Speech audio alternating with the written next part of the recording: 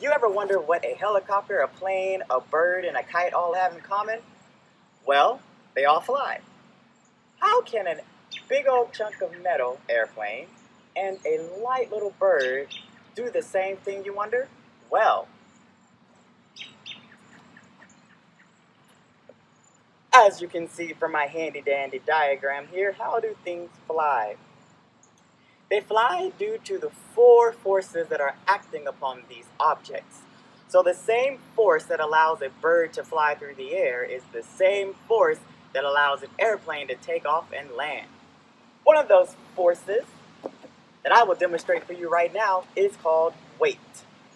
Here's my handy dandy whirligig. It's windy, I hope it doesn't fly away today. Watch what happens as I release my whirligig. Womp womp. Let's try that one again. Watch what happens as I release my whirligig. Cool, right? Well, at the bottom of the whirligig is a paper clip. That is what's dragging it down. It's supplying the weight.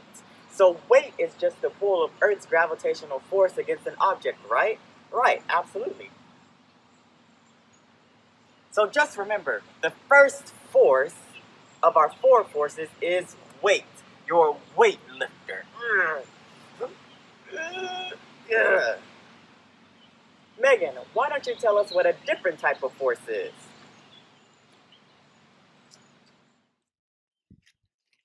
Thanks, Star, for talking about weight. Now let's talk about the second force. All right, guys, so let's talk about lift. As you know, Mr. Dar just talked about weight, and that's the first of the four forces, and the second is lift. So what I have right here is called a chopper prop. And when you use these, it's a little bit dangerous, so if you don't have glasses like I do, you need to go ahead and wear goggles or some kind of safety glasses, so that way you don't poke out an eye, because they can hurt quite a bit.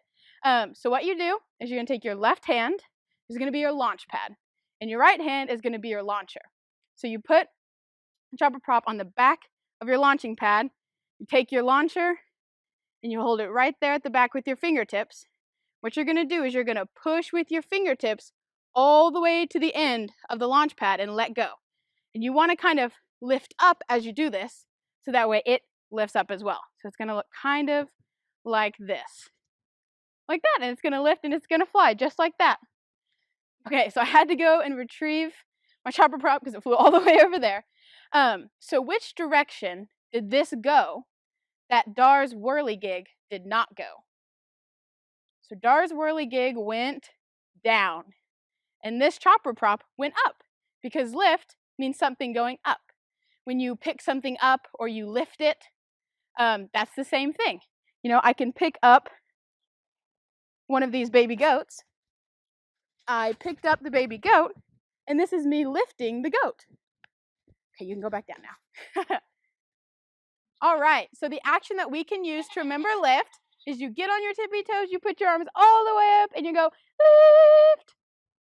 Just like Dar's, for weight was weight. What was ours again? Lift. All right, now let's talk about how lift happens on an actual airplane. Okay, now talking about lift on an airplane. So as you know, an airplane has those two big wings. And the air going over and under the wings is what creates lift. Just like this chopper prop, the air going over and under these blades is what's causing it to lift. That in our hands, just like the airplane, has a motor or an engine. Okay, so let's review our forces that we know so far. So what's the one that Mr. Dar talked about at the very beginning? Weight. That's right, exactly. Now what's the one that I just talked about? Lift. You got it. All right, Dar. I was hoping that you could teach them about the next force. Catch. Thanks, Meg. So you guys have all gone through weight and lift. Time for the third force, which is thrust. You may wonder how an airplane is able to move through the air. Well, the big turbines on the wings allow for forward motion. That's all thrust is. It's forward motion, like so. Without my arm, the airplane wouldn't have gone anywhere. It just would have stayed like the whirligig and fell straight down to the ground. However, my arm, hello arm, is our turbine, so to speak, our engine. It allowed my airplane to go forward motion. So just remember, to remember this force, you must thrust forward. Hey Megan, why don't you teach us what the last force is? Thanks, Star, for talking about thrust. Now let's talk about our fourth and final force. So let's quickly go over the forces that we've learned so far. So the very first one that Mr. Dar talked about was weight. That's right. And then the one that I talked about after was lift. That's awesome. Great. And then Dar just talked about thrust. So now the fourth and final force is drag. So to demonstrate drag, we have a parachute. So what you do is you just kind of open it up like this. It's a little windy today, so I hope this works. And you got your little weight down here, and you let go, and it falls to the ground. All right, so I've got my parachute back, and let's talk about why we use this for drag. So have you guys ever been in your car and you stuck your hand out the window? And you hold your hand out with your palm open like this out the window, and like the wind like yanks your hand back, right? But then when you go like this, you get like the little waves going on. Well, that's because when you have your hand like this, you create a large surface area for the wind to hit, and that causes drag, which is why your hand gets dragged backwards like that.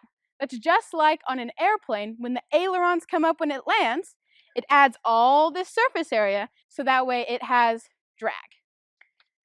So when you open the parachute, you get all of this surface area right here. So when you let go, all of that surface area creates drag. All right, so let's talk about our action to remember drag.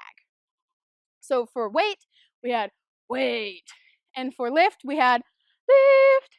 And for thrust, we just thrusted forward. So now, for drag, what we're gonna do is you're gonna stick your leg out. You're gonna like drag it along with you. As if it was so heavy, you just had to drag it with you. And that's how we can remember drag. All right, well, I hope you enjoyed learning about the four forces. Let's quickly go over them one last time. So the very first one that Mr. Dar talked about was, yes, that's right, it was weight. And the second one, the one that I first taught about, was lift. That's right. And the third one, does anybody remember? Yes, that's right, thrust. And the fourth and final force was drag. That's right, and all of these work at the same time to help the airplane fly.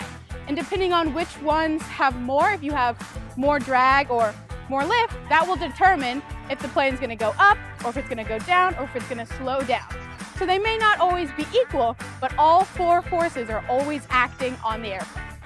Thank you guys, bye.